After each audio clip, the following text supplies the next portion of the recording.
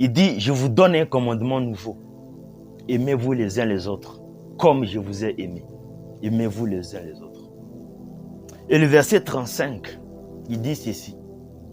À ceci, tous connaîtront que vous êtes mes disciples. Alléluia. J'aime cette partie. Il a dit à ceci, c'est-à-dire à l'amour du prochain. C'est cela que les gens vont connaître que vous êtes mes disciples, que vous m'appartenez. Autrement dit, Jésus il était en train de dire que l'amour, c'est le signe majeur pour montrer le vrai disciple là. Si on lui appartient réellement, c'est l'amour qui va donner comme un signe de distinction. Un signe qui va prouver que nous sommes ses disciples. Ce n'est que ça. Si vous vous dites disciple de Jésus, alors vous devez manifester l'amour. Au cas contraire, vous n'êtes pas ses disciples. C'est aussi simple que ça. Et quand on parle de l'amour, c'est-à-dire le vrai amour. Pas l'amour avec hypocrisie. Pas l'amour animé par intérêt. Non. L'amour véritable. L'amour réel. Et tu ne peux pas prétendre être un chrétien, mais tu n'as pas l'amour en toi. C'est impossible. Tu ne peux pas dire que je suis un enfant de Dieu, je pars à l'église. Aussi longtemps, tu n'as pas l'amour en toi. C'est impossible. Lorsqu'on dit un maître, c'est-à-dire celui qui donne la voie. Et les disciples doivent seulement suivre la voie de leur maître. Et les disciples ont la sémence du maître en eux. Voilà pourquoi tout ce que les disciples peuvent faire, c'est seulement de montrer cet amour-là en eux, de manifester cette sémence-là en eux aussi, comme leur maître. Voilà pourquoi les premiers disciples, on les appelait des chrétiens. Ils étaient comme Christ. Donc, c'est-à-dire les fruits que Jésus manifestait, on les voyait en eux. Voilà pourquoi on les a appelés, ils sont comme Christ, les chrétiens. Bien-aimé, Jésus est amour.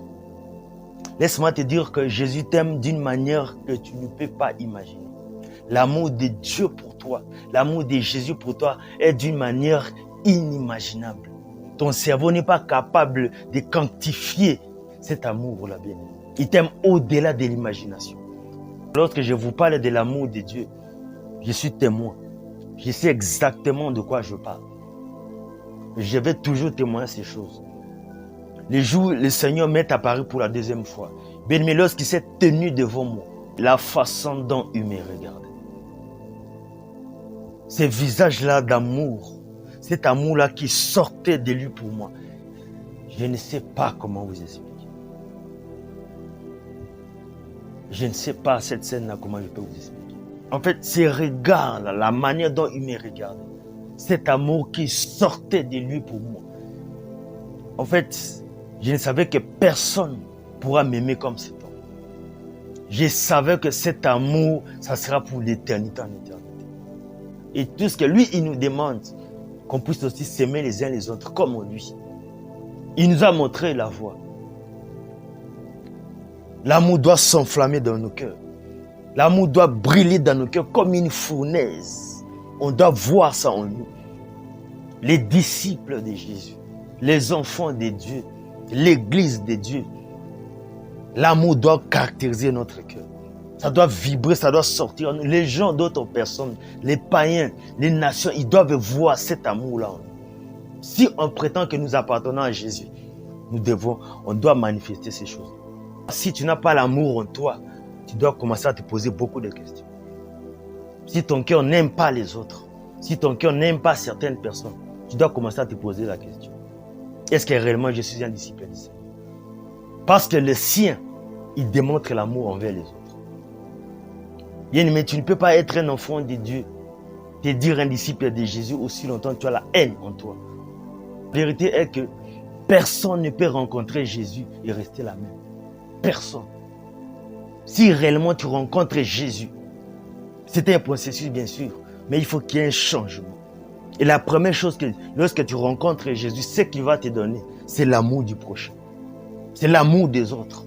Tu vas commencer à aimer facilement les autres sans force. Cet amour-là va couler en toi parce que lui, il est en toi. Tu vas commencer à manifester ces fruits-là de l'amour. C'est lui qui n'a pas d'amour en lui, il n'est pas de Dieu. Ce n'est pas moi qui le dis, c'est la Bible qui le dit. Et Jean 4, le verset 8, la Bible dit que celui qui n'aime pas n'a pas connu Dieu. Car Dieu est amour. C'est ce que la Bible dit. Mais tu ne peux pas dire que tu es un enfant de Dieu si tu n'as pas l'amour du prochain en toi. Ça, c'est un gros mensonge. Aujourd'hui, tu peux voir quelqu'un qui se dit chrétien. Il dit, je ne sais pas ce type, je ne l'aime pas. Pour rien comme ça. Tu verrais dire que ce type ici, lorsque je le vois, il m'énerve. Sa tête, ça ne me plaît pas. Sans raison comme ça. Parce que quelqu'un de telle tribu, tu ne l'aimes pas. Parce qu'il est de telle origine, tu ne l'aimes pas. Donc ton amour se manifeste rien que pour certaines personnes, pour certaines catégories de personnes, pour d'autres non. Tu attendras quelqu'un dire, moi les gens de telle tribu, je ne les aime pas. Pour rien. Je n'aime pas telle personne, je n'aime pas telle, je n'aime pas telle, mais tu te dis enfant de Dieu, tu te dis serviteur de Dieu, tu te dis pasteur, tu te dis un ministre de Dieu. C'est quoi ce ministre de Dieu qui n'a pas l'amour véritable en lui? Le véritable amour n'a pas de condition. C'est comme ça que Jésus nous a aimés, sans condition, tel que nous étions. Rien à voir avec nos tribus, rien à voir avec nos origines. Il nous a aimés tel que nous étions. L'amour véritable, c'est lorsque un blanc aimera un jour un noir, vice versa. Le vrai amour, c'est lorsque un Marocain aimera un Congolais, vice versa. Le vrai amour, c'est lorsque un Kassaïen aimera un Katangais, vice versa. C'est ça le vrai amour. Lorsque quelqu'un de Nord où elle est, il va aimer quelqu'un de Bandundu, vice versa. C'est ça l'amour véritable. L'amour véritable doit être au-delà des nations, au-delà des tribus, au-delà des rangs sociaux, au-delà des cultures, au-delà des situations financières, au-delà des situations sociales. C'est ça l'amour. Jésus va au-delà de ces choses. Il a dit, aimez même vos ennemis. Même les gens qui vous persécutent, aimez-les. Pourquoi Jésus nous demande d'aimer même nos ennemis? C'est seulement parce qu'il ne doit pas avoir de la haine dans nos cœurs. L'amour doit toujours demeurer. Parce que le Saint-Esprit est notre corps, notre cœur est le temple du Saint-Esprit. Et on ne peut pas trouver de la haine. Mais par rapport à nos adversaires, nos pires ennemis, on doit toujours les aimer. Que l'amour peut faire beaucoup de choses. L'amour même a la capacité de transformer un ennemi en ami. Un ennemi en un frère en Christ. Un ennemi en une sœur en Christ. L'amour, voilà pourquoi Jésus nous demande même nos ennemis, nous devons les aimer. Bien aimé, il n'y a pas longtemps, j'ai suivi le témoignage d'un pasteur, Buya Yatara du Mali. Vous pouvez même aller sur Facebook ou même sur YouTube taper le pasteur Buya Yatara du Mali. Vous allez voir ce témoignage. Parce qu'au départ, il n'était pas chrétien. Un journaliste lui demande, mais comment as-tu pu venir au Seigneur? Cet homme-là, il dit ceci. Il a entendu parler de Jésus grâce à un de ses cousins germains. C'est là qu'il a commencé à entendre de la parole de Dieu. Mais bien aimé, lorsqu'on lui pose la question, mais qu'est-ce qui t'a réellement poussé à devenir chrétien? Il a dit ceci. Ce qui était bizarre, il a vu que ce pasteur-là, cet homme-là lui a montré de l'amour et de la patience. C'est ce qui a fait qu'il puisse devenir curieux, qu'il commence à entendre ce qu'il voulait dire. Il lui a montré de l'amour. Ça lui a dépassé. Or, sa religion lui disait autre chose pour les chrétiens. Mais lui, quand la personne parlait de Jésus, il a vu l'amour. Il a dit que cette personne a montré de la patience envers moi. C'est ce qui m'a rendu curieux. Bien aimé, c'est possible.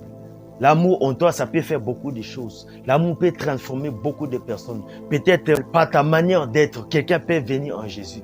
Peut-être ta manière d'être, quelqu'un peut être curieux de venir à votre église. Bien aimé, c'est possible.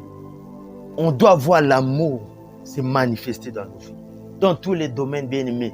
Les chrétiens, nous devons manifester cet amour-là sincère, cet amour-là véritable. Et moi, j'ai souvent l'habitude de dire que les résumés de la Bible, en fait, c'est juste Jean 3,16. L'amour. C'est ça le résumé de la Bible. C'est là où tout se base. L'amour. À cause de l'amour, le Dieu créateur s'est fait un homme, s'est manifesté en chair, en fait, de venir chercher les hommes pour les sauver.